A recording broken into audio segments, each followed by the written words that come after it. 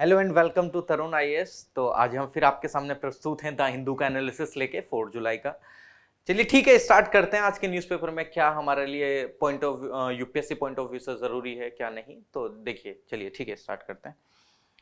तो अगर आज आपका न्यूज़पेपर आपने देखा होगा तो उसमें सबसे पहले आपको देखना मिला होगा फ्रंट पेज पे कि NCP lurches as Ajit Pawar claim party and symbol. तो अजीत पवार, जो कि मैंने कल भी आपको बताया था कि वो उनका स्प्लिट देखने को मिला। तो हमें इतना ज्यादा उसमें पॉलिटिसाइज डिबेट में नहीं घुसना है, क्योंकि हमारे लिए इंपॉर्टेंट हो जाता है कि जब उन्होंने क्लेम करा पार्टी और उसके सिंबल से रिलेटेड, तो हमें ये पता होना चाहिए पार्टी एंड सिंबल से रिलेटेड हमारे लिए यूपीएससी पॉइंट ऑफ व्यू से क्या जरूरी है। ठीक, तो अगर मैं यूपीएससी पॉइंट ऑफ व्यू से पार्टी एंड सिंबल से रिलेटेड बात करूं तो कौन एलोकेट करता है किस पार्टी को सिंबल, कौन सा लॉ है, कौन सा कानून है क्या नहीं। तो अगर बात करी जाए इसकी पार्टी सिंबल की, तो अगर आप पार्टी सिंबल देखेंगे तो जो ये इलेक्शन सिंबल होता है, जिसको इलेक्शन सिंबल जो होता है पार्टी का, वो एलोकेट होता है election symbol reservation and allotment order 1968 के तहत। ठीक, 1968 के तहत आपका ये एलोकेट होता है। तो इसको आप ध्यान रख सकते हैं, जो कि इलेक्शन कमीशन को पावर देता है कि वो किसी भी पार्टी को सिंबल दे सकती है। जस्ट लाइक जैसा आपने देखा होगा कि बीजेपी का आपको कमल का फूल देखने को मिलता है, कांग्रेस का आपको हाथ का साइन देखने को मिलता है। ठीक, और बीएसपी का आपको हाथी का साइन देखने को मिलता है। तो सबका अलग अलग है, तो वो कौन देता है? आपका इलेक्शन कमीशन ऑफ इंडिया देता है आपको। ठीक, इसके ऑर्डर नंबर पैराग्राफ 15 में क्या लिखा है कि ईसीआई ही डिस्प्यूट को रिजोल्व करेगा इफ, अगर मान लीजिए कि किन्हीं दो पार्टी के बीच में मतभेद देखने को मिल रहा है सिंबल से रिलेटेड। ठीक, तो उन दोनों पार्टी के बीच में कौन उस मतभेद को, डिस्प्यूट को कौन रिजोल्व करेगा? Then this is ECI, election commission of India. ठीक, तो इसको ध्यान रख लेना कि ईसीआई ही होगी जो कि उसका क्या करेगी, डिसाइड करेगी। ECI is the only authority to decide issues on a dispute और अ मर्जर। ठीक, कि पार्टी का एक साथ मर्जर देखने को मिला है, डिस्प्यूट देखने को मिला है, स्प्लिट देखने को मिला है, तो वो सारी चीजें। और आपको पता है जो आपका क्या नाम है, election commission of India article 324 के अंदर में आता है, वो आपकी कॉन्स्टिट्यूशनल बॉडी आपको देखने को मिल जाती है कि नहीं? तो आपको ये पता होना चाहिए। चलिए ठीक है, आगे देख लेते हैं आगे हमारे लिए क्या न्यूज़ इंपॉर्टेंट हमको देखने को मिल जा रही है। हाँ, तो अगर आप आगे देखेंगे तो इसी में ही आपको इसके बराबर में ही एक न्यूज़ देखने को मिलेगी। PM to host Xi Jinping Putin Sharif virtually for SCO summit. कि एससीओ समिट आपको अभी वर्चुअली होस्ट आप करते हुए नजर आएंगे हमारे प्रधानमंत्री मोदी जी। ठीक, तो उसमें क्या होगा क्या नहीं होगा वो तो हमें आउटकम कल पता चलेंगे, आज वो वर्चुअली होस्ट होगी। तो हमारे लिए अभी क्या इंपॉर्टेंट बन जाता है, हमारे लिए इंपॉर्टेंट बन जाता है कि एससीओ है क्या, बेसिकली उसके अंदर क्या कौन कौन मेंबर होते हैं, कौन कौन नहीं। अगर आप देखें तो एससीओ आपको सांघाई कॉर्पोरेशन ऑर्गेनाइजेशन देखने को मिलती है। सांघाई कॉर्पोरेशन ऑर्गेनाइजेशन एक permanent inter governmental international organisation है, जिसका क्रिएशन आपको देखने को मिलता है 15 जून 2001 में। वो भी कहाँ? चाइना के संघाई में आपको देखने को मिल जाता है। ठीक, चाइना के संघाई में आपको इसका फॉर्मेशन आपको देखने को मिलेगा। ठीक, और अगर आप इसमें देखें तो ये इसमें जो ये क्रिएट करी गई थी उस टाइम पे रिपब्लिक ऑफ कजाकिस्तान, पीआरसी यानी कि people Republic of China, Kyrgyzstan, Russian federation, Republic of Tajikistan, Uzbekistan, ये सारी कंट्रीज के थ्रू आपको क्रिएशन देखने को मिलता है सांघाई कॉर्पोरेशन ऑर्गेनाइजेशन का। ठीक, और बाद में अगर आप देखें तो ये जो था क्या नाम है, सांघाई कॉर्पोरेशन ऑर्गेनाइजेशन चार्टर जो था वो साइन करा गया था सेंट पीटर्सबर्ग में। एससीओ की मीटिंग वगैरह आपको देखने को मिली थी। ठीक, तो अगर आप देखेंगे तो ये मतलब 2002 में साइन हुआ था और 2003 में ये फोर्स में मतलब लागू होता हुआ नजर आया था। जो ऑफिशियल लैंग्वेज है किसकी, एससीओ की, वो रशियन एंड चाइनीज आपको देखने को मिल जाती हैं। ठीक, और अगर आप इसमें देखेंगे कि मेंबर कंट्रीज कौन कौन सी हैं, तो मेंबर कंट्रीज आपको देखने को कौन कौन सी मिलती है। एक तो इंडिया देखने को मिल जाती है, कजाकिस्तान देखने को मिल जाती है, China, Kyrgyzstan, Islamic Republic of Pakistan मतलब पाकिस्तान आपको देखने को मिलेगा, रशिया, तजाकिस्तान, उज्बेकिस्तान आपको देखने को मिल जाएगा। ठीक, और आपको अगर देखें तो ऑब्जर्वर स्टेटस एससीओ में किस किस को दे रखा है, अफगानिस्तान को है, बेलारूस को है, ईरान को अभी दिया गया था रिसेंटली, मंगोलिया को है ऑब्जर्वर स्टेटस इसका। डायलॉग पार्टनर कौन कौन से हैं एससीओ के? 6 डायलॉग पार्टनर आपको अजरबैजान देखने को मिलेगा, आर्मेनिया देखने को मिलेगा, कंबोडिया, ठीक, और नेपाल देखने को मिलेगा, टर्की देखने को मिलेगा, ठीक, श्रीलंका आपको देखने को मिल जाएगा। ठीक, मेन इंपॉर्टेंट पार्ट आपका ये है जो कि इससे क्वेश्चन बन भी जाते हैं कि एससीओ पूरे ग्लोबल पॉपुलेशन का कितना कवर करती है, तो 40% ग्लोबल पॉपुलेशन एससीओ की मेंबर कंट्रीज के अंदर है। ठीक, तो ये ध्यान रख लेना, ये स्टेटमेंट प्रीलिम्स के हिसाब से बहुत अच्छे हैं और आने वाले एग्जाम के लिए भी, जस्ट लाइक जैसा भी सीपीएफ सीडीएस वगैरह का एग्जाम भी आ रहा है, तो इस तरीके के स्टेटमेंट आपने देखे भी होंगे प्रीवियस ईयर अगर आपने एनालिसिस करा होगा तो। और एससीओ 20% ग्लोबल जीडीपी का शेयर करता है और 22% वर्ल्ड का लैंड मास इसमें देखने को मिलेगा। मतलब जो कंट्रीज हैं उनका जो एरिया है, पूरे वर्ल्ड की कंट्रीज का 22% एरिया इनके पास है। 20% global GDP in SCO countries के पास, 40% ग्लोबल पॉपुलेशन आपको इनकी देखने को मिल जाएगी। चलिए ठीक है, आगे देख लेते हैं हमारे लिए क्या इंपॉर्टेंट है। और न्यूज़पेपर में अगर आप एससीओ के मतलब हमारे लिए इतना रिलेवेंट था अभी इसमें से पढ़ना, ठीक। और अगर नेक्स्ट न्यूज़ देखें तो नेक्स्ट न्यूज़ आपको नजर आएगी इसमें। नेक्स्ट न्यूज़ है इसमें कौन सी, ये centre agrees to deploy additional arm forces for Bengal panchayat polls. अब पंचायत पोल वहाँ पे कैसे हो रहे हैं कैसे नहीं हो रहे, ये तो चलो एक बाद में कि रिजल्ट कौन जीता है कौन नहीं जीता है वो एक अदर पॉइंट ऑफ व्यू से देखा जा सकता है, लेकिन हमारे में प्रीलिम्स पॉइंट ऑफ व्यू से हमारे लिए क्या जरूरी है, यूपीएससी पॉइंट ऑफ व्यू से, मेंस पॉइंट ऑफ व्यू, मतलब पूरा ओवरऑल होलिस्टिकली। तो अगर मैं देखूं तो इसमें हमारे लिए ज़रूरी हो जाता है कि पंचायती राज से रिलेटेड चीज़ें, कि पंचायती राज कब आया, क्या है क्या नहीं, ठीक। तो अगर मैं उसका देखता हूँ तो अगर आप इसको देखेंगे तो पंचायती राज आपको पता होगा बेसिकली कि 73rd अमेंडमेंट एक्ट आपको देखने को मिलता है इसके थ्रू। 73rd अमेंडमेंट एक्ट आया था 1992 में, ठीक। पंचायती राज ऑर्गेनाइजेशन ये 24 अप्रैल 1993 से रीऑर्गेनाइज हो गई थी। मतलब 24 अप्रैल को नेशनल पंचायती डे अभी भी देखा आपने, अभी रिसेंटली गया है, ठीक। उस दिन ही आपका ये नेशनल पंचायती राज डे बनाया जाता है। अगर आप इसमें देखेंगे तो पंचायती इलेक्शन हर 5 साल में आपको देखने को मिलेंगे, ठीक। 3 टियर सिस्टम पंचायती राज इन स्ट्रक्चर के थ्रू आपको देखने को मिलता है, ठीक। 3 टियर सिस्टम आपको देखने को मिलेगा 3 लेवल पे। और यहाँ पर रिजर्वेशन सिस्टम भी चलता है, जस्ट लाइक जैसे अगर आपने देखा होगा यूपी में चलता है प्रधान वाला सिस्टम, हरियाणा में चलता है सरपंच का सिस्टम, और वहीं पर अगर आप बिहार में भी मुखिया का चलता है। तो किस कैटेगरी को, मतलब जस्ट लाइक जैसे मान लीजिए कि इस बार ओबीसी की सीट आई है तो ओबीसी का कैंडिडेट खड़ा होगा, एससी की सीट आई है तो सिर्फ एससी का ही कैंडिडेट लड़ सकता है, ओबीसी में एससी का भी लड़ सकता है, बट इसमें जनरल का कैंडिडेट नहीं लड़ सकता है इलेक्शन, ठीक। मुखिया के लिए या प्रधान के लिए, सरपंच के लिए, ठीक। तो वो हर साल आपको रिजर्वेशन भी देखने को मिलता रहता है इसमें, ठीक। और जो फाइनेंस कमेटी थी वो अपॉइंट करी जाती है पंचायती फाइनेंशियल वगैरह से रिलेटेड एडवाइस वगैरह देने के लिए, ठीक। और अगर आप इसमें देखेंगे तो एक मतलब क्या होता है, एक नेशनल डेवलपमेंट काउंसिल को कॉन्स्टिट्यूट करा गया था जिसको हेड कर रहे थे बलवंत राय मेहता जी 1957 में। तो उन्होंने देखा कि कम्युनिटी डेवलपमेंट प्रोग्राम कैसे चलना चाहिए कैसे नहीं चलना चाहिए। तो उस टीम ने ऑब्जर्व करा कि यहाँ पे अभी जो सीडीपी है, जो कम्युनिटी डेवलपमेंट से रिलेटेड प्रोग्राम चल रहे हैं वो डिले हो रहे हैं, तो हमको पंचायती राज की जरूरत है। तो फिर उन्होंने भी रिकमेंडेशन दिया था, उन्होंने 3 टियर पीआरआई का रिकमेंडेशन दिया था उस टाइम पे कि एक तो आप ग्राम पंचायत बनाइए, एक विलेज लेवल बनाइए, एक पंचायत समिति बनाइए, ब्लॉक लेवल पे, जिला परिषद पर और डिस्ट्रिक्ट लेवल पे, ठीक। उसके बाद आप देखेंगे तो उसके बाद भी आपको तमाम कमेटीज आपको रिकमेंडेशन देती हुई देखने को मिलेंगी, ठीक। इसके बाद अगर आप देखते हैं तो हनुमंत राव कमेटी बैठी थी, ठीक। इनका आप ईयर वाइज अगर ध्यान रखेंगे तो इनकी क्रोनोलॉजी पूछ ली जाती है आपको क्रोनोलॉजी में लगाने के लिए, ठीक। तो हनुमंत राय कमेटी देखने को मिलेगी, जेवीके राव कमेटी देखने को मिलेगी, एलएम सिंघवी कमेटी देखने को मिलेगी, Sarkaria commission centre state relation 1988 में बैठी थी, पी थंगन कमेटी 1989 में, हरलाल सिंह खर्रा कमेटी 1990 में आपको बैठती हुई नजर आएगी, ठीक। जेवीके राव कमेटी ने 1985 में रिकमेंड करा था कि डिस्ट्रिक्ट को एक एज अ बेसिक यूनिट बनाइएगा, एक प्लानिंग एंड जो रेगुलर इलेक्शन वगैरह को काफी अच्छे से होल्ड कराए, ठीक। और वहीं पे अगर आप एलएम सिंघवी कमेटी की रिकमेंडेशन देखेंगे तो इन्होंने फाइनेंशियल रिसोर्स और कॉन्स्टिट्यूशनल स्टेटस पंचायत को देने के लिए, मतलब उसको और स्ट्रेंथन करने के लिए बोला था बेसिकली, अगर आप इसको देखते हैं तो, ठीक। अगर आप इसका वो देखें कॉन्स्टिट्यूशन में आर्टिकल कहाँ कहाँ क्या क्या मेंशन है क्या क्या नहीं, तो पार्ट 9 के अंदर आपको मेंशन होते हुए नजर आएंगे क्या कॉन्स्टिट्यूशन के अंदर।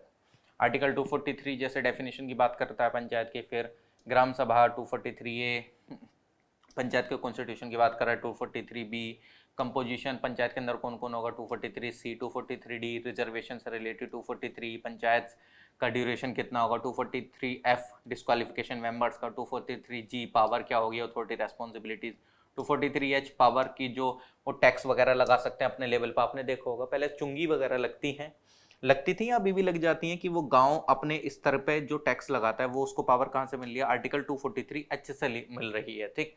फाइनेंस कमीशन जो कि रिव्यू करेगा उनकी financial position, 243I 243J audit होगा पंचायत का जो भी अकाउंट वगैरह का, ठीक। 243 के इलेक्शन होंगे पंचायत में, 243L मतलब एप्लीकेशन टू यूनियन टेरिटरी के जो गाँव वगैरह आपको देखने को मिल जाएंगे, ठीक। 243M part not to apply certain areas 243N continuance of existing laws and panchayat वगैरह के जो लॉ वगैरह पहले से चल रहे हैं वो चलेंगे। 243 bar to interference by court in election matter, कि कोर्ट पे क्या लगाया गया है, एक मतलब कोर्ट कोई भी दखल अंदाजी नहीं करेगा इलेक्शन से रिलेटेड। कौन सा? आर्टिकल 243 हो पंचायत में। ठीक, चलिए ठीक है, आगे देख लेते हैं कि हमारे लिए यहाँ पे और क्या जरूरी है क्या नहीं। तो अगर आप देखेंगे तो मतलब पंचायत में जितना हमारे लिए रिलेवेंट होगा हम उतना ही देखने की यहाँ पे कोशिश कर रहे हैं। ठीक, चलिए नेक्स्ट देख लेते हैं। चलिए ठीक है, अगली न्यूज़ देख लेते हैं। अगली हमको क्या देखने को मिलेगी बंगाल पोल के अलावा। तो अगर आप बंगाल पोल के अलावा देखेंगे तो ये आर्टिकल 370 से रिलेटेड अभी सुप्रीम कोर्ट कोई पेंडिंग प्ली वगैरह सुनेगा, तो अभी इतना हमारे लिए सच इतना रिलेवेंट नहीं है। सुप्रीम कोर्ट ने दिल्ली गवर्नमेंट को बोला कि जितना आपने पैसा खर्च करा एडवर्टाइजमेंट में उसका सारा हमको लेखा जोखा बताइए, शेयर करिए डिटेल्स वगैरह से रिलेटेड। तो इतना अभी हमारे लिए इतना कुछ एज सच इम्पोर्टेंट नहीं है अभी। जो हाई कोर्ट ने रिजेक्ट कर दिया सिसोदिया की प्ली, जो भी उन्होंने मतलब बेल से रिलेटेड डाली थी, क्योंकि उन्होंने बोला कि इनके खिलाफ सीरियस चार्जेस हैं, तो एज सच अभी इतना इम्पोर्टेंट नहीं है। चलिए ठीक है, आगे देख लेते हैं हमारे लिए अभी इम्पोर्टेंट क्या है। तो अगर आप देखें यहाँ पे, तो यहाँ पे भी एज सच ये पॉलिटिकल ज़्यादा देखने को मिल रहा है, तो यहाँ पे भी एज सच हमारे लिए इतना कुछ इम्पोर्टेंट नहीं। ये देख लेते हैं, तमिलनाडु ने flags shortage in its share of Kaveri water. तो कावेरी उन्होंने बोला कि तमिलनाडु ने कि हमको जो पानी का एलोकेशन हो रहा है वो कम देखने को मिल रहा है, तो वो अब हमारे लिए मतलब अभी ऑब्जेक्शन उठाए कि हमको काफ़ी कम पानी मिल रहा है। और आपको पता है कि कावेरी से रिलेटेड डिस्प्यूट तो लगातार चलता ही रहता है, तो हमारे लिए अभी डिस्प्यूट इंपॉर्टेंट नहीं है, हमारे लिए कावेरी से रिलेटेड इंफॉर्मेशन इंपॉर्टेंट है। डिस्प्यूट इंपॉर्टेंट है गवर्नेंस पॉइंट ऑफ व्यू से भी देखेंगे, लेकिन जब उसका एट लास्ट कुछ निकल के नहीं आता, कभी कोई कुछ बोलता रहता है कभी कोई कुछ, तो हमें यूपीएससी पॉइंट ऑफ व्यू से क्या देखने की ज़रूरत है तो वो देख लेते हैं। चलिए ठीक है, अगर आप देखेंगे तो कावेरी रिवर डिस्प्यूट है वो किन किन स्टेट्स या यूनियन टेरिटरी के बीच में चल रहा है। तो इसके अंदर 3 स्टेट इन्वॉल्व आपको नजर आएंगे और एक यूनियन टेरिटरी, तमिलनाडु, केरला, कर्नाटका, पुडुचेरी आपको देखने को नजर आएंगे इसके अंदर। और ये लगभग 150 साल से लगातार चलता हुआ इशू आ रहा है। ठीक, एक आर्बिट्रेशन भी हुआ है, एग्रीमेंट वगैरह भी देखने को मिलेंगे 1892 में, 1924 में भी मद्रास प्रेसिडेंसी और मैसूर के बीच में, तो ये लगातार आपको देखने को मिलेगा। ठीक, अगर आप देखें तो ये कावेरी रिवर जो है ये यहाँ से कर्नाटका से निकलती जा रही है। ठीक, तमिलनाडु में देखने को मिल जाएगा, फिर इधर आपको पुडुचेरी भी देखने को मिल जाता है। ठीक, और केरला में इधर आपको देखने को मिल जाती हैं इसकी क्या टेरिटरी मतलब वो ट्रिब्यूटरीज। ठीक, तो चलिए ये जो कावेरी रिवर है इसका कहाँ से ओरिजिनेशन होता है, क्या होता है वो देख लेते हैं थोड़ा सा, जो हमारे लिए रिलेवेंट होगा। और अभी इस पर आपको मेकाधातु रिजर्वायर प्रोजेक्ट भी देखने को मिल रहा था। तो इसका एम था कि ये स्टोर करेगा पानी को और सप्लाई करेगा उस वाटर को कहाँ, बेंगलुरु को ड्रिंकिंग पर्पसेस के लिए। ठीक, अराउंड 400 मेगावाट जो पावर है वो भी इससे जनरेट करने के लिए प्रपोज करा गया था बेसिकली। ठीक, और 2018 में तमिलनाडु ने अप्रोच करा था सुप्रीम कोर्ट को अगेंस्ट इस प्रोजेक्ट के कि अगर कर्नाटका में प्रोजेक्ट हो जाता है तो क्या होगा। ऑब्वियसली बात है कि कर्नाटका से पानी आ रहा है, इस पर उन्होंने डैम बना दिया, यहाँ तमिलनाडु देखने को मिल जा रहा है, तो यहाँ पे आपको कम पानी देखने को मिलेगा, ये उन्होंने कंसर्न उठाया। ठीक, तो तमिलनाडु ने इस प्रोजेक्ट का अपोज करते हुए आपको देखने को नजर आती है इसका। ठीक, और जो रिवर कावेरी है इसको पोन्नी के नाम से जाना जाता है तमिल में। ठीक, इसको गंगा ऑफ द साउथ भी बोला जाता है, और ये 4th लार्जेस्ट रिवर है साउथर्न इंडिया की। अगर आप देखेंगे तो ये सैक्रेड रिवर भी कही जाती है किसकी, साउथर्न इंडिया की, मतलब पवित्र नदी। सैक्रेड का मतलब क्या, पवित्र नदी। ये राइजेस होती है आपकी ब्रह्मगिरी हिल से वेस्टर्न घाट के। ठीक, और अगर आप देखेंगे तो ये फ्लो करती है आपकी साउथ ईस्टर्ली डायरेक्शन में। तो कौन कौन से स्टेट से, कर्नाटका, तमिलनाडु से। ठीक, और ईस्टर्न घाट वगैरह में जाती हुई फिर ये बे ऑफ बंगाल में ड्रेन हो जाती है। ठीक, चलिए ठीक है, नेक्स्ट इन्फॉर्मेशन नेक्स्ट देख लेते हैं हमारे लिए। अब नेक्स्ट न्यूज़ कौन सी इम्पोर्टेंट देखने को मिलेगी, तो नेक्स्ट न्यूज़ हम देखते हैं। तो एज सच इसमें ये तो हो गया, ठीक है, ये तो एडवर्टाइजमेंट है। तो अब हम देख लेते हैं ये in short mutiny retention of Putin और ऑफ पावर। ये बेसिकली मैं इस पर एक ऑलरेडी वीडियो भी बना चुका था। ऐसा जितना रिलेवेंट तो अभी नहीं है, जितना पॉसिबल था वो मैं वैगनर वगैरह के इशू से रिलेटेड मेरी एक वीडियो है, आप उसको देख सकते हैं। विद इन 10 मिनट मैंने डीपली कवर कर दिया था, तो ये लगातार चलता रहेगा अब वैसे। ठीक, और ये इधर आपको देखने को मिला है स्मोक एंड मिरर, वो इस कल वाला जो बीजेपी से मतलब एनसीपी ये सब अलग हो गए थे, वो वाला हमने कवर कर ही लिया है कि क्या इंपॉर्टेंट था क्या नहीं। India should refuse American NATO plus ban, इतना अभी नहीं है। ये देखो जो एक रिव्यू आता रहता है कि नहीं करना चाहिए करना चाहिए, एट लास्ट जब चीज हो जाए तो जब हम उस चीज को पढ़े तो ज्यादा बेहतर रहेगा। अभी इतना मतलब ठीक है, रिलेवेंट है, बट इतना भी नहीं है कि हमें इसे देखना चाहिए। नाटो वगैरह से आप देख सकते हैं कि अभी फिनलैंड ने ज्वाइन करा था नाटो को रिसेंटली, ठीक, तो ये उससे रिलेटेड मेरे को इतना वो नहीं लगा। जिस टाइम पे एक फाइनल कंक्लूजन निकल कर आ जाता है तब चीज़ों को पढ़ने में ज़्यादा अच्छा रहता है कि नहीं। चलिए ठीक है, ये सही लगा मेरे को। Clearing the water, India must give a bigger push to scheme to deliver portable water, मतलब इंडिया को एक बिगर पुश देने की जरूरत है अपनी स्कीम्स को, जिससे कि वो पोर्टेबल वाटर लोगों को एक्सेस करा पाए। चलिए ठीक है, देख लेते हैं हमारे लिए यहाँ से इंपॉर्टेंट क्या था क्या नहीं है। अगर आप देखेंगे इससे रिलेटेड तो आपको क्या देखने को मिलेगा, इसके अंदर क्या क्या बोला गया था। मैंने उसको एक पूरा क्रक्स एक आपके लिए मैं तैयार कर लेता हूँ कि इसके अंदर क्या क्या है क्या क्या नहीं बात करेगी।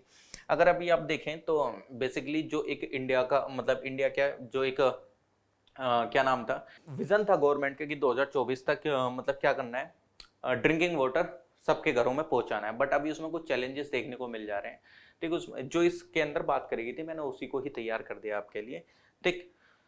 हाँ, अगर आप देखेंगे तो इसमें चैलेंजेस की क्या बात करेगी थी, जो टैप वाटर कनेक्शन था, जो पोर्टेबल वाटर था, और रेयर इन रूरल इंडिया, मतलब आपको उस लेवल पे नहीं देखने को मिल पा रहा है। बट हाँ ठीक है, देखने को मिल रहा है बट उस लेवल पे नहीं देखने को मिल रहा है।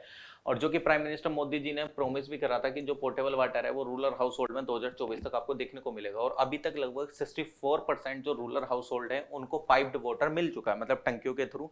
बट जितना था अभी तक हम उस अप्रोच पे नहीं पहुंचे, लेकिन फिर भी कुछ नहीं से तो कुछ भला 64% हम पहुंच चुके हैं, ठीक, जो कि रिपोर्ट ने भी बोला था।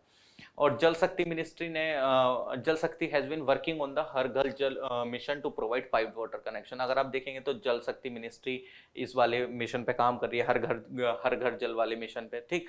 अप्रोक्सीमेटली लगभग 9 crore household have received exclusive access to pipe water, लगभग 9 करोड़ जो घरों में पानी पहुंच चुका है पाइप वाटर के थ्रू, ठीक।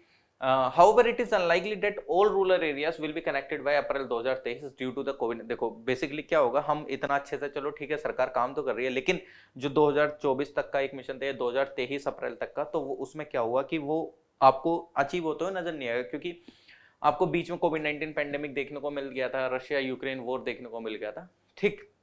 और जो गवर्नमेंट ऑफिशियल हैं उन्होंने अभी क्लेम भी करा है कि इन दोनों इवेंट्स ने हमारा जो एक मिशन था उसको स्लो कर दिया था बेसिकली, ठीक। और अगर आप इसमें देखेंगे the reliability reported number and achieving the target of a connection connecting 75% house hold is the challenge. Obviously बात है, इतना ज़्यादा हाउस होल्ड को कवरेज करना पूरे ऑल ओवर द इंडिया, थोड़ा सा चैलेंज तो देखने को मिलेगा, टेरेन में भी डिफरेंस देखने को मिलेगा। बट फिर भी 64% हम रूरल हाउस होल्ड को पहुंचा चुके हैं, धीरे धीरे कर लेंगे, ठीक। एज सच कोई मतलब चैलेंजेस तो आपको देखने को मिलेंगे, कुछ भी अगर आप यूपीएससी की प्रिपरेशन कर रहे हैं चैलेंजेस तो उसमें भी देखने को आपको मिलेंगे ही। नीड क्या है, नीड फॉर ट्रांसपेरेंट असेसमेंट, जो फिगर रिपोर्ट करी गई थी जल शक्ति मिनिस्ट्री के द्वारा, वो रिलाय करती हैं आपके किस पे, स्टेट रिपोर्टेड डाटा पर। मान लीजिए कि ये बोल रहे हैं कि हमको एक ट्रांसपेरेंट असेसमेंट की जरूरत है। बेसिकली ट्रांसपेरेंट असेसमेंट को क्यों, क्योंकि बोल रहे हैं कि हम जो रिलाय कर रहे हैं डाटा पर वो स्टेट पे कर रहे हैं, और स्टेट में भी मैनिपुलेट कर सकता है डाटा को। वैसे डाटा तो आप चाहे तो किसी का भी बोल सकते हैं कि हर एक कोई डाटा मैनिपुलेट कर देता है, जस्ट लाइक जैसे अभी आपको वर्ल्ड ट्रेड ऑर्गेनाइजेशन की एक रिपोर्ट भी देखने को मिलती है ना सर, वर्ल्ड ट्रेड ऑर्गेनाइजेशन की, हाँ, ease of doing business index की, तो उसमें मैनिपुलेट देखने को मिला था सऊदी अरब वगैरह का, तो अभी तो पब्लिश नहीं होती है। तो ऐसे उन्होंने बोला कि स्टेट पे हम डिपेंड करते हैं पूरा, ठीक। और जो नंबर ऑफ विलेजेस हैं सर्टिफाइड एज हर घर jungle is discouraging with only 35% of gram panchayat acknowledging compliance. अगर हम सर्टिफाई कर देते हैं कि हर घर जल पहुंच रहा है, तो उसमें लगभग 35% ही लोगों ग्राम पंचायत के पास ही वो चीज़ें, हम उनको ही देख रहे हैं। मतलब मान लीजिए कि 100 गाँव हैं, 100 में से अगर 35 गाँवों के पास कोई चीज़ पहुंच गई है, तो हम बता दे रहे हैं कि उसमें हर एक उसमें चीज़ें पहुंच चुकी है। जस्ट लाइक जैसे हमारे यहाँ डेफिनेशन ही गलत हो जाती है, जैसे इलेक्ट्रिसिटी वगैरह की, अगर एक गांव के घर में 10 लोगों के पास इलेक्ट्रिसिटी जा रही है, हम तो हम पूरा बोल देते हैं कि वो इलेक्ट्रिफाइड है। या कोई पढ़ लेता है, मतलब कोई लिख लेता है या पढ़ना जानता है, तो हम उसको पढ़ा लिखा बोल देते हैं। तो कुछ डेफिनेशंस में भी आपको फ्लोज देखने को मिल जाते हैं चीज़ों के, ठीक। और जो काफ़ी विलेजेस हैं है ओनली हाफ और 3/4 of their house hold connected, लगभग 3/4 आपको देखने को मिलेंगे जो कि हाउस होल्ड जो कि कनेक्टेड आपको देखने को मिलेंगे वाटर पाइप से। इंडिपेंडेंट असेसमेंट ने रिपोर्ट करा है कि जो 62% जो हाउस होल्ड कनेक्टेड है स्मॉल सैंपल से 13 सैंपल ऑफ 13,300 विलेजेस, ठीक। एक इंडिपेंडेंट असेसमेंट ने रिपोर्ट कराई कि जो 62% हाउस होल्ड है एक लगभग वो कनेक्टेड हैं, ठीक, मतलब एक अलग से प्राइवेट ने किसी ने करा होगा, ठीक, उन्होंने बताया लगभग 13,300 विलेजेस में जो सैंपल करा गया, जिसमें कि लार्ज स्टेट गुजरात थे, हरियाणा, पंजाब, ठीक, इसके अंदर हायर कंप्लायंस रेट आपको देखने को मिलेगा स्टार्टिंग से, ठीक। तो इस टाइम पे हमें ज़रूरत है ट्रांसपेरेंट मैकेनिज्म की डिस्क्लोज करने के लिए इसको, मतलब बेसिकली अगर हम उसकी परफॉर्मेंस देखनी है स्कीम की काफ़ी अच्छे से ग्राउंड लेवल पे भी, तो ठीक। तो एक कोई रिपोर्ट भी आई थी, वो मैंने इसमें रिपोर्ट भी डाली अभी नवंबर में, अक्टूबर में आपको देखने को मिली थी, जल शक्ति मिशन के, मतलब जल जीवन से रिलेटेड, ठीक।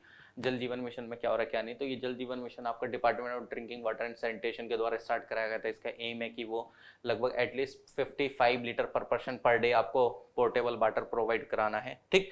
तो इसमें पाइप्ड वाटर आपको घरों तक पहुंचाना है बेसिकली, और लगभग about 53% of the 10.02 crore household और about 53% of the eligible population now have tap water access, ठीक है। रिपोर्ट आई थी, उसने बोला कि 53% आपको अभी टैप वाटर एक्सेस देखने को मिलेगा।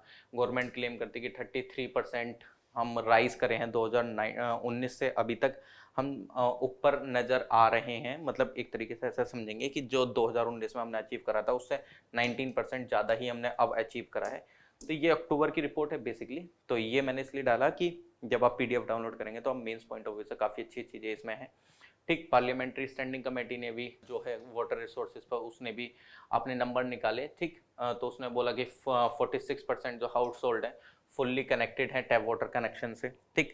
और अगर आप देखेंगे तो लगभग only 3% of rural house hold were served by the agency, मतलब लगभग 3% रूरल हाउस होल्ड का सर्वे करा गया था एजेंसी वगैरह के द्वारा, ठीक। और अगर आप देखें अलग ने भी एक ने वो करा था सर्वे, तो उसमें बताया उसने कि 75% जो हाउस होल्ड है वो रिसीव करते हैं वाटर पूरे हफ्ते, पूरे दिन, पूरे हफ्ते में, ठीक। तो और ओनली 8% है जो कि एक बार पानी रिसीव करते हैं पूरे हफ्ते के अंदर, ठीक। तो आप इसका आप देख सकते हैं, ठीक। और इसमें एक और चीज़ बोला गया कि जो 93% जो वाटर सैंपल है वो रिपोर्टेडली करे गए थे कि वो फ्री हैं बैक्टीरियोलॉजिकल कंटेमिनेशन से, ठीक। मतलब बेसिकली उसमें ऐसा जितना बैक्टीरिया वगैरह आपको देखने को नहीं मिलेगा, मतलब ठीक पानी आपको देखने को मिल जा रहा है। तो ये रिपोर्ट जब आप डाउनलोड करेंगे PDF तो आपके लिए काम आ सकती है अगर आप मेंस पॉइंट ऑफ व्यू से पॉइंट को इंक्लूड करना चाहें तो। चलिए ठीक है, नेक्स्ट देख लेते हैं। नेक्स्ट हमारे लिए कौन सी न्यूज़ इंपॉर्टेंट है कौन सी नहीं। अगर आप देखेंगे तो इसमें एज सच ये आपको देखने को सही मिल जाएगा, stock take before the global stock take, ठीक। तो इसमें हमारे लिए क्या इंपॉर्टेंट है, क्या बात कर रहा है वो, क्या नहीं कर रहा है। तो बेसिकली अभी अगर आप देखेंगे तो मतलब आपको अभी क्या देखने को मिलेगी, COP28 की मीटिंग देखने को मिलेगी दिसंबर के अंदर। तो उससे रिलेटेड बात करी जा रही है कि we have to focus on what kind of things related to this, ठीक। अभी बून क्लाइमेट चैलेंज कॉन्फ्रेंस भी अभी देखने को मिली अभी रिसेंटली 13 तारीख में, 13 जून के आसपास। तो उन्होंने बोला कि जो कॉन्फ्रेंस थी वो इंपॉर्टेंट इवेंट था, मतलब जो बून क्लाइमेट चेंज कॉन्फ्रेंस था, important event in climate negotiation, setting the stage for the global stocktake under the Paris Agreement. The stocktake assesses progress towards global climate goal। मतलब यहाँ पे बेसिकली अगर आप देखें तो ये काफ़ी अच्छा आपको वो देखने को मिला यहाँ पे, मतलब अच्छा इन द सेंस क्या कि मतलब हमको ग्लोबल स्टेक पे बात करनी, मतलब स्टॉक इन द सेंस कि हमको किन चीज़ों को लेकर चलना है, किन चीज़ों को नहीं लेकर चलना है। मतलब जस्ट लाइक जैसे हमने पेरिस एग्रीमेंट में बोला था कि हमको 1.5 डिग्री सेल्सियस टेम्परेचर से अब हम नहीं लेके जाना है, तो क्या हम उसी पे अभी चल रहे हैं, क्या हम उसी की तरफ अलाइंड हैं कि नहीं हैं बेसिकली। और जो हमने चीज़ें बोली थी क्या हम उसी पे मतलब खरा उतर रहे हैं कि नहीं उतर रहे हैं। तो इसमें अभी एक मतलब क्या क्या लूप होल आ रहे हैं, क्या क्या डेवलपिंग कंट्रीज हैं, क्या डेवलपिंग कंट्रीज मतलब एफर्ट नहीं डाल पा रही हैं, डेवलप्ड कंट्रीज एफर्ट नहीं डाल पा रही हैं, क्या चीज़ें दिक्कत देखने को मिल रही हैं। तो ग्लोबल स्टॉक स्टेक का पर्पस क्या है कि मतलब बेसिकली आपको क्या करना है इस ग्लोबल स्टॉक स्टेक में, जो कि मतलब उन्होंने बोला कि हमको इस पे फोकस लेके चलना चाहिए एक तरीके से, क्योंकि इसका जो एक मतलब one of the main motive है कि हमको ग्रीन हाउस गैस रिडक्शन करना है, रेसिलियंस बिल्डिंग करनी है, फाइनेंस करना है क्लाइमेट क्राइसिस को टैकल करने के लिए बेसिकली। और ये हमको गाइड करता है, मतलब अपना जो मतलब जो उन्होंने अपने टारगेट रख रखे हैं, they have to update their target time to time, ठीक। और हमें फोकस रखना है कि हमको लिमिट करना है टेम्परेचर राइज को। जो बून कॉन्फ्रेंस था उसने एम्फेसाइज करी लिमिट ग्लोबल टेम्परेचर की, जो कि राइज ना हो जाए 1.5 डिग्री सेल्सियस से, ठीक। जो कि हमने देखा कि ऑब्वियसली बात है वो हम पेरिस क्लाइमेट चेंज में भी मतलब पेरिस क्लाइमेट जो आपको देखने को मिला था तो उसमें भी कंट्रीज ने बोला कि हमको ऐसे ऐसे करके लेके चलना है, तो उसी पे हमको फोकस लेके चलना है। डेवलपिंग कंट्रीज ने भी अर्ग कराया कि वो अपना developing countries were urged to increase their emission reduction effort alongside advocate finance from developed countries. देखो क्या होता है बेसिकली, आप डेवलप्ड कंट्रीज से तो कह रहे हैं कि आपको एमिशन वगैरह कम करना है, ठीक, लेकिन जो आपने एक डेवलप्ड कंट्रीज ने बोला था कि हम आपको इतना इतना पैसा वगैरह प्रोवाइड कराएंगे, तो वो भी तो थोड़ा सा वो कंसर्न लेके चले ना, कि हम तो पहले तो बोल दिया कि हम आपको इतना देंगे, $100 वगैरह ये सब देंगे, लेकिन वो आपको नहीं देखने को मिलता है। तो डेवलपिंग मतलब आप सुझाव तो दे रहे हैं, लेकिन जो आपको चीज करनी थी आप वो नहीं कर रहे हैं, तो फिर कैसे देखने को मिलेगा। ठीक है, अच्छी बात है कि डेवलपिंग कंट्रीज से बोला गया कि आप एमिशन पे रिडक्शन पे काम करिए, बट जो डेवलप्ड कंट्रीज के द्वारा वो करा गया था, क्या बोला गया था कि हम आपको ऐसे ऐसे सपोर्ट करेंगे फाइनेंसेस वगैरह में, तो वो भी तो आप चीजें लेके करेंगे ना, है कि नहीं। जस्ट ट्रांजिशन पाथवेज आपको लेके चलना है, मतलब बेसिकली नेगोशिएशन ने एग्रीड करे वर्क प्रोग्राम, यानी कि जस्ट ट्रांजिशन पाथवे, जिसका मीनिंग है कि फेयर एंड इंक्लूसिव ट्रांसफॉर्मेशन लेके चलना है बेसिकली, किसमें, सेक्टर्स जो कि एनर्जी और ट्रांसपोर्ट वाले में आपको देखने को मिलेंगे, ठीक। जस्ट ट्रांजिशन पाथवेज का क्या मतलब है, आपको कुछ मतलब जो आपको इंपॉर्टेंट सेक्टर्स हैं बेसिकली, जिन पर आपको फोकस रखना चाहिए, तो आपको उस पर क्या करना है, उसका काफी अच्छे से ट्रांसफॉर्मेशन करना है, इन द सेंस कि एनर्जी में हम क्या करेंगे, एनर्जी और ट्रांसपोर्ट वगैरह में, कि जस्ट लाइक जैसे हम ई व्हीकल्स वगैरह को लेके आ रहे हैं, ठीक। अब ई व्हीकल्स को वगैरह को लेके आना है तो हमको नीड है फाइनेंसिंग की, ठीक। अगर हमको जस्ट लाइक जैसे इंडिया का टारगेट है, इंडिया का टारगेट क्या है कि उसको 2070 तक अपना नेट जीरो कार्बन एमिशन को अचीव करना है, ठीक। उसका अच्छे तरीके से उसको इंप्लीमेंटेशन भी करना होगा, ठीक। अब इंप्लीमेंटेशन करना होगा तो यहाँ पे फाइनेंसिंग की भी तो जरूरत है कि नहीं। तो हमें ट्रांजिशन पाथवेज लेकर चलना है, ठीक। एनर्जी वगैरह ट्रांसपोर्ट वगैरह पे हम पे वर्क करना है, बट वी नीड फाइनेंसिंग, हमारा तो ये जरूरी है ना, है कि नहीं। विदाउट फाइनेंसिंग हम चीजें कैसे कर सकते हैं, बट हाँ हम लेके चल रहे हैं चीजें जितना हो सकेगा, तो डेवलप्ड कंट्रीज को भी लेके चलना चाहिए चीजें।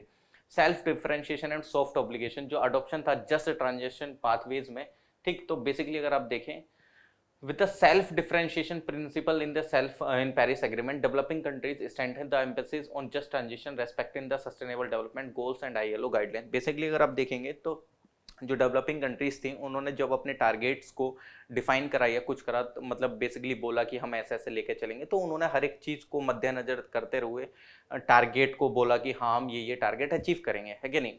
मतलब उन्होंने अपनी कमियों को, अपने चैलेंजेस को, सारी चीज़ों को देखते हुए ओवरऑल फिर उन्होंने अपना एक सस्टेनेबल डेवलपमेंट गोल को भी ध्यान में रखते हुए अपने टारगेट्स को वहाँ पे बोला कि हाँ ठीक है हम ऐसे ऐसे इनको करेंगे, ठीक। और सब कंट्रीज का अलग अलग आपको टारगेट देखने को मिलेगा, क्योंकि हर एक की कैपेसिटी, हर एक की कैपेबिलिटी, हर एक की एक्सेसिबिलिटी, अफोर्डेबिलिटी, हर एक चीज़ डिपेंड करती है, ठीक। तो वो सबका आपको अलग अलग देखने को मिल भी जाता है। मोबिलाइजिंग क्लाइमेट फाइनेंस की, क्लाइमेट फाइनेंस का नीड है कि मतलब जो flows need to align with countries' priorities in their nationally determined contribution according and meeting the 100 billion annual target for climate finance remain continuous issues। मतलब basically यार financing की तो आपको जरूरत पड़ेगी, ठीक। तो फाइनेंसिंग पे भी आपको ध्यान देकर चलना है, तो जितना एलोकेशन के लिए बोला गया था वो भी तो आप रिलीज करिए ना चीज़ों का, ठीक। इन कंक्लूजन अगर आप देखेंगे तो जो पूर्ण कॉन्फ्रेंस था उसने हमको एक ग्लोबल स्टेक पे एक रास्ता दिखाया कि हाँ चलो ठीक है हमको इन एरिया पे फोकस देने की ज़रूरत है। अगर हमें मतलब बेसिकली उसने हमें बताया कि हमें फाइनेंसिंग भी अच्छे से करनी है, और COP28 जो होने वाली है उसमें कुछ हम इस तरीके के मतलब आउटकम्स देख भी सकते हैं। अगर ये सारी चीज़ें अच्छे से देखने को मिली तो हम उनके आउटकम्स पे भी बात कर सकते हैं, ठीक। तो आप इसकी PDF डाउनलोड करेंगे तो आपका एकदम पूरा प्रॉपर ये आपको मेंस वाले के अकॉर्डिंग हमने ये करके आपको देखने को मिलेगा, ठीक। अगर नेक्स्ट न्यूज़ देखें तो नेक्स्ट न्यूज़ आपको इसमें क्या देखने को मिल रही है, तो नेक्स्ट न्यूज़ आपको देखने को मिलेगी क्या, नेक्स्ट न्यूज़ है इसमें जो हमारे लिए इम्पोर्टेंट है, ये टैक्स एंड कंटेक्स्ट का भी काफ़ी अच्छा आपको देखने को मिल जाता है। The legality of the Delhi ordinance, ठीक। तो लीगैलिटी क्या है दिल्ली ऑर्डिनेंस वगैरह की, तो उससे रिलेटेड हम देख लेते हैं कि क्यों न्यूज़ में आपको देखने को मिला।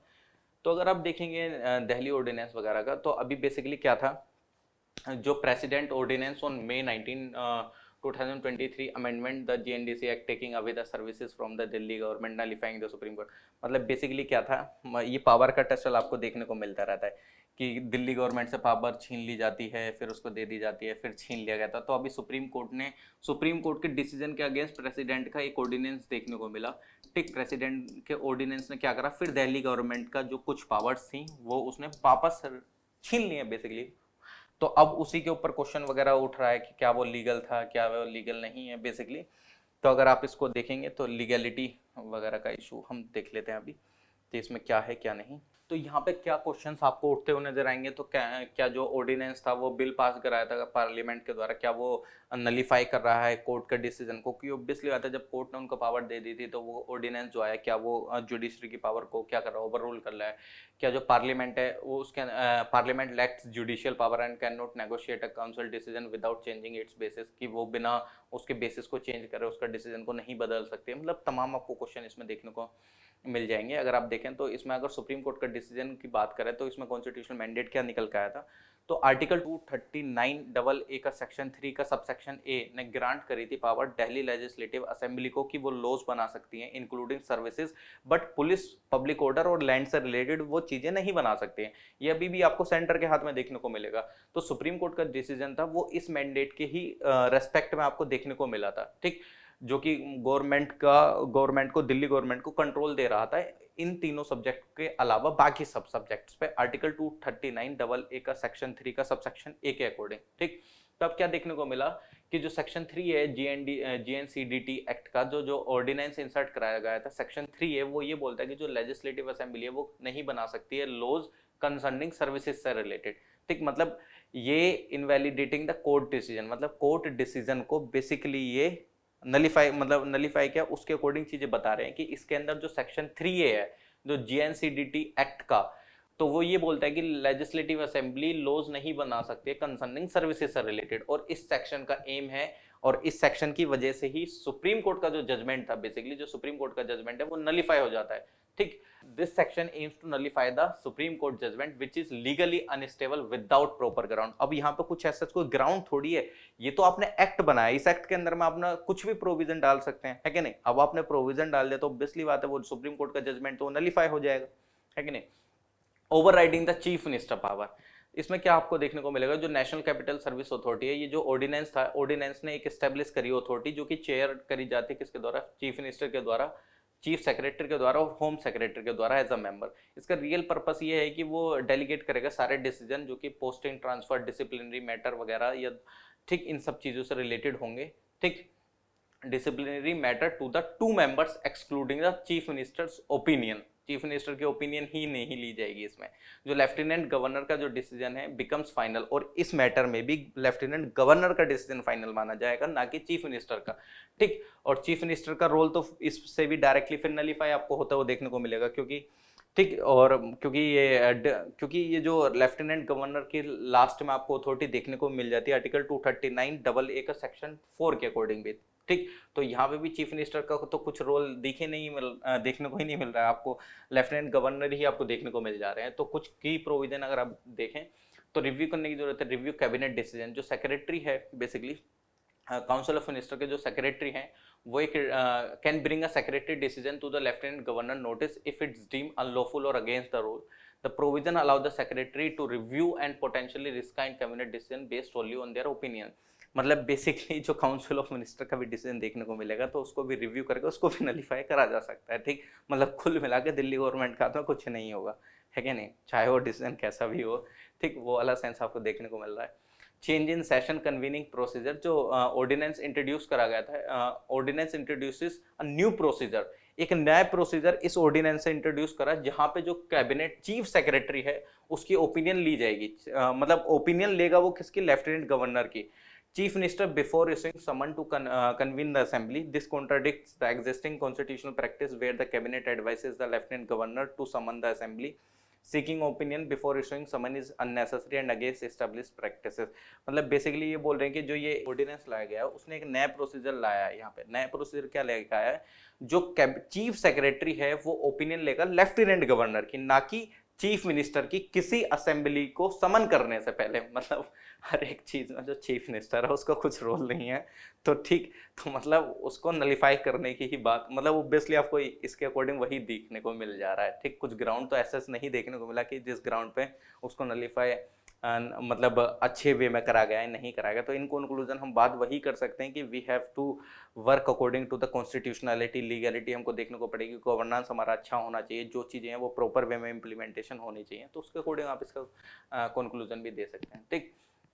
अभी आप अगर देखें तो नेक्स्ट आपको एक आर्टिकल इसमें देखने को मिलेगा ग्रीडफ्लेशन से रिलेटेड, ग्रीडफ्लेशन से रिलेटेड। ठीक, इसमें सच इतना ज़्यादा जानने की ज़रूरत नहीं है, बट इसमें बस ग्रीडफ्लेशन आपको पता होना चाहिए। 7-8 दिन से आपको टर्म न्यूज़ में भी देखने को मिल जाएगी। तो इसमें इतना ऐसा कुछ खास इंपॉर्टेंट तो नहीं था, बस ग्रीड इन्फ्लेशन की जो टर्म है वो इंपॉर्टेंट हो जाती है। इन्फ्लेशन हम समझते हैं कि महंगाई बढ़ना हो जाता है, ठीक, महंगाई बढ़ जाती है कि नहीं। लेकिन ग्रीड इन्फ्लेशन में क्या है कि कुछ लोगों की इतनी मतलब क्या होता है कि कमाने की इतनी लालच सा हो जाता है कि वो एक पर्टिकुलर किसी चीज का प्राइस को बढ़ा देते हैं। ठीक, ग्रीड इन्फ्लेशन का मतलब ही वही होता है कि ये सिचुएशन होती है जिसमें जो कॉर्पोरेट ग्रीड होते हैं, जो कि लालची लोग होते हैं, वो इन्फ्लेशन को ड्राइव करने पा जाते हैं। मतलब किसी एक प्रोडक्ट का आपको प्राइस बढ़ता हुआ नजर आता हुआ देखने को मिल जाता है। ठीक, क्योंकि उनका जो प्रॉफिट होता है, जो उनका one of the basic aim है, वो एम है प्रॉफिट कमाना।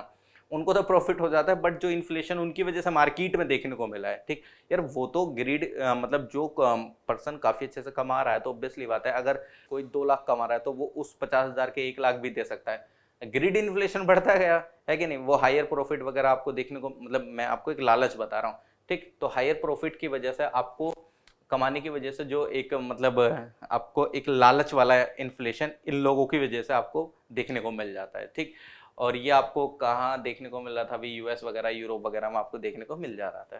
ठीक, चलिए ठीक है, आगे देख लेते हैं। अभी इसराइल में अभी आपको अटैक देखने को मिला ड्रोन वगैरह के थ्रू, ठीक, जिसके अंदर 8 पैलेस्टीनियंस की आपको मतलब डेथ देखने को मिली बेसिकली। ठीक, तो हमारे लिए यहाँ पे उसका मैप इंपॉर्टेंट हो जाता है कि पैलेस्टीन का अगर आप देखेंगे तो, पैलेस्तीन का अगर आप मैप वगैरह देखें, अगर आप देखते हैं तो यहाँ पे आपको एक वेस्ट बैंक भी अगर आप देखेंगे तो आपको वेस्ट बैंक देखने को मिलेगा इधर। ठीक, इधर गोलन हाइट देखने को मिल जाएगा, इधर लेबनान कंट्री देखने को मिल जाएगी, मेडिटेरियन सी से टचिंग है। ठीक, गाजा स्ट्रिप आपको यहाँ देखने को मिल जाती है। ठीक, तो वेस्ट बैंक आप इधर देखने को मिलेगा, गाजा स्ट्रिप कनेक्टेड है मेडिटेरियन सी से।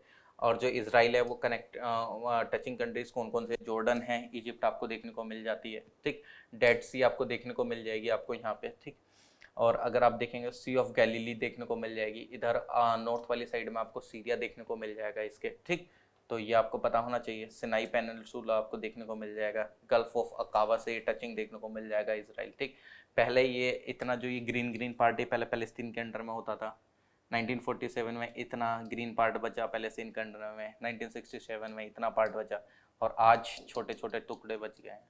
ठीक, तो अब इतना पार्ट आता है, तो ये हमारे लिए ये इंपॉर्टेंट था थोड़ा सा। चलिए ठीक है, कोई दिक्कत नहीं है, आगे देख लेते हैं।